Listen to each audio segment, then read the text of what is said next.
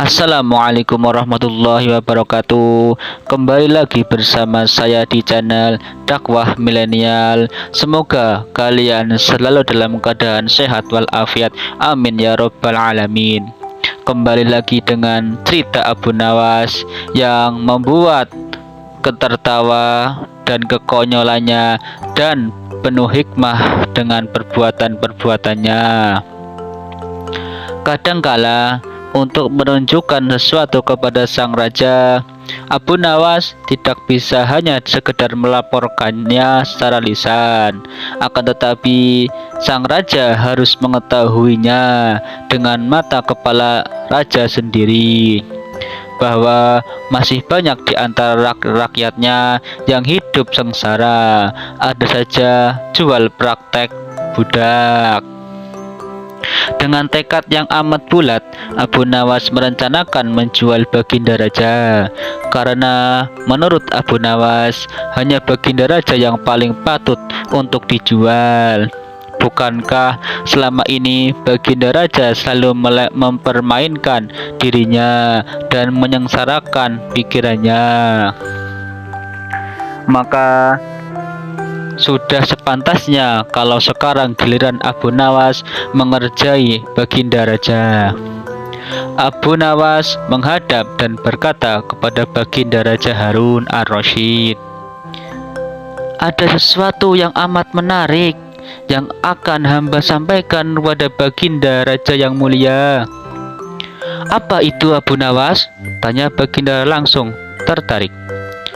"Sesuatu yang membuat yakin belum pernah terlintas di dalam benak Paduka yang mulia," kata Abu Nawas meyakinkan. "Kalau begitu, beritahu cepatlah, ajak aku ke sana untuk menyaksikannya," kata Baginda Raja tanpa rasa curiga sedikit pun. "Tetapi Baginda," kata Abu Nawas sengaja tidak melanjutkan kalimatnya. "Tetapi apa?" tanya Baginda Raja tak sabar. "Bila Baginda tidak menyamarkan sebagai rakyat biasa, maka pasti orang-orang akan banyak yang ikut menyaksikan benda ajaib itu," kata Abu Nawas. Karena begitu besar keingintahuan Baginda Raja, maka beliau bersedia menyamar sebagai rakyat biasa yang diusulkan oleh Abu Nawas.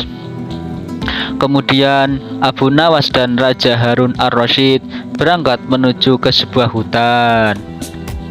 Setibanya di sebuah hutan, Abu Nawas mengajak Baginda Raja mendekati sebuah pohon yang rindang dan memohon Baginda Raja untuk menunggu di situ.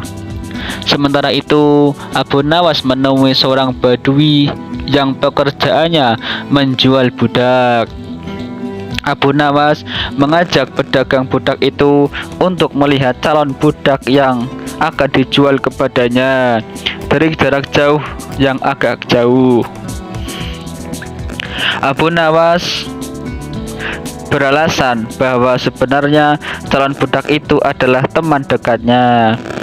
Dari itu, Abu Nawas tidak tega menjualnya di depan matanya. Setelah pedagang budak itu memperhatikan dari kejauhan, ia merasa cocok. Abu Nawas pun membuat surat ke kuasa yang menyatakan bahwa pedagang budak sekarang mempunyai hak penuh atas diri orang yang sedang duduk di bawah pohon rindang itu. Abu Nawas pergi begitu menerima beberapa keping emas dari pedagang budak itu. Baginda Raja masih menunggu di Abu Nawas di bawah pohon yang rindang itu. Ketika pedagang budak menghampirinya, ia belum tahu mengapa Abu Nawas belum juga menampakkan batang hidungnya. Baginda juga merasa heran mengapa ada orang lain di situ. "Siapa engkau?" tanya Baginda Raja kepada pedagang budak. "Aku adalah tuanmu sekarang," kata pedagang budak itu agak kasar. Tentu saja pedagang budak itu tidak mengenali Baginda Raja Harun ar-Rasyid dalam pakaian yang amat sederhana. "Apa maksud perkataanmu tadi?" kata baginda raja dengan wajah merah padam. Abu Nawas telah menjual engkau padaku, dan inilah surat kuasa yang baru dibuatnya, kata pedagang budak itu dengan kasar. Abu Nawas menjual diriku padamu, kata baginda murka. Ya, bentak pedagang budak. Tahukah engkau siapa aku ini sebenarnya? Tanya baginda heran dan kesal. Tidak, dan tidak perlu tahu aku, kata pedagang budak seenaknya. Lalu ia menyeret budak barunya ke belakang rumah. Sultan Harun ar-Rasyid diberi parang dan diperintahkan untuk membelah kayu. Begitu banyak tumpukan kayu di belakang rumah seorang Badui itu, sehingga memandangnya saja Sultan Harun ar-Rasyid sudah merasa ngeri, apalagi harus mengerjakannya. Ayo kerjakan, kata pedagang budak. Sultan Harun ar-Rasyid mencoba memegang kayu dan mencoba membelahnya. Namun si Badui melihat cara Sultan Harun ar-Rasyid memegang parang merasa aneh. Kau ini bagaimana? Bagian parang yang kau tumpul kau arahkan ke kayu, sungguh bodoh sekali. Harun ar-Rasyid mencoba membalik parang hingga bagian yang tajam terarah ke kayu. Ia mencoba membelah, namun tetap saja pekerjaannya terasa aneh dan kaku. Oh, beginikah derita orang-orang miskin mencari sesuap nasi? Harus bekerja keras lebih dahulu. Wah, lama-lama aku tak tahan juga, gumam Sultan Harun ar-Rasyid. Si Badui menatap Sultan Harun ar-Rasyid dengan pandangan yang heran, dan lama-lama menjadi marah. Ia merasa rugi barusan membeli budak yang bodoh. Hai Badui, cukup semua ini, aku tak tahan lagi. Kurang ajar gak kau? Budakku harus patut padaku, harus patuh kepada tuanmu ini, kata Badui itu sembari memukul baginda. Tentu saja raja yang tak pernah disentuh orang itu menjerit keras saat dipukul kayu. Hai Badui, aku adalah rajamu, Sultan Harun ar-Rasyid, kata baginda sambil menunjukkan tanda kerajaannya. Pedagang budak itu kaget dan mulai mengenal baginda raja. Ia pun langsung menjatuhkan diri sembari menyembah baginda raja. Baginda raja mengampuni pedagang budak itu karena ia memang tidak tahu. Tetapi kepada Abu Nawas, baginda raja amat murka dan gerang, tur dan gemas. Ingin rasanya beliau meremas-remas tubuh Abu Nawas seperti telur. Setelah baginda raja pulang ke istana dan langsung memerintahkan para prajuritnya untuk menangkap Abu Nawas. Tetapi Abu Nawas telah hilang entah kemana, karena Abu Nawas tahu sedang diburu-buru oleh para prajurit kerajaan. Dan setelah ia tahu bahwa para prajurit kerajaan sudah meninggalkan rumahnya, Abu Nawas baru berani pulang ke rumahnya. Suamiku, para prajurit kerajaan tadi mencarimu, kata istri Abu Nawas. Ya istriku, ini urusan gawat. Aku baru saja menjual Sultan Harun ar-Rasyid menjadi budak. Apa? Kata istrinya. Raja, kujadikan budak, kata Abu Nawas.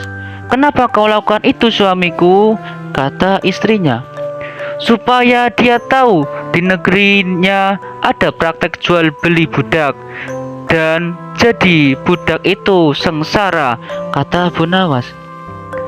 Sebenarnya maksudmu baik, tapi baginda pasti marah, kata. Buktinya para prajurit diperintahkan untuk menangkapmu, kata istrinya. Menurutmu apa yang akan dilakukan oleh Sultan Harun ar-Rasyid kepadaku? Tanya Abu Nawas. pasti kau akan dihukum berat, kata istri Abu Nawas. Gawat, aku akan mengerahkan ilmu yang kusimpan selama ini, kata Abu Nawas.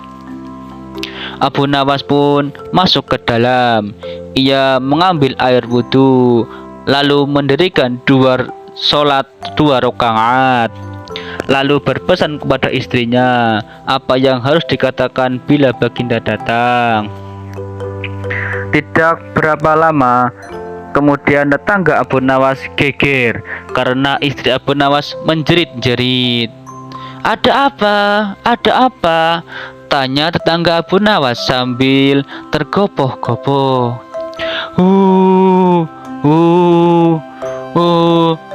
Suamiku mati. Suamiku mati. Hah? Abu Nawas mati? Iya, suamiku Abu Nawas mati.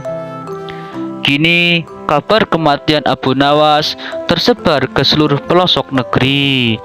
Baginda terkejut, kemarahan dan kegeraman beliau agak surut, mengingat Abu Nawas adalah orang yang paling pintar, menyenangkan dan menghibur Baginda Raja. Baginda Raja beserta beberapa pegawai beserta seorang tabib dokter istana segera menuju ke rumah Abu Nawas. Tabib segera memeriksa Abu Nawas. Sesaat kemudian ia memberi laporan kepada Baginda bahwa Abu Nawas memang telah mati beberapa jam yang lalu. Setelah melihat sendiri, tubuh Abu Nawas terbujur kaku, tak berdaya. Baginda Raja merasa terharu dan meneteskan air mata. Beliau bertanya kepada istri Abu Nawas, adakah pesan terakhir Abu Nawas untukku? Tanya Baginda Raja. Ada, Paduka yang mulia, kata istri Abu Nawas sambil menangis. Katakanlah, kata Baginda Raja. Suami hamba Abu Nawas memohon, sudilah kiranya Baginda Raja mengampuni semua kesalahan-kesalahannya dunia akhirat di depan rakyat, kata istri Abu Nawas sambil terbata-bata. Baiklah, kalau itu permintaan Abu Nawas, kata Baginda Raja menyanggupi. Jenazah Abu Nawas diusung di atas keranda. Kemudian Baginda Raja mengumpulkan rakyatnya di tanah lapang. Beliau berkata, wahai rakyatku, dengarkanlah bahwa hari ini aku, Sultan Harun ar-Rasyid, telah memaafkan segala kesalahan Abu Nawas yang telah diperbuat terhadap diriku dari dunia hingga akhirat, dan kalianlah sebagai saksinya.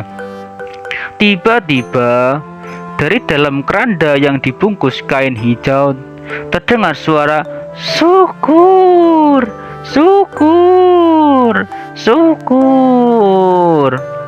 Seketika pengusung jenazah ketakutan, apalagi ketika Abu Nawas bangkit berdiri seperti mayat hidup.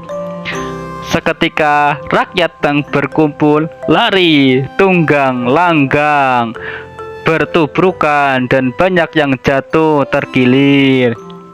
Abu Nawas sendiri segera berjalan ke hadapan Baginda.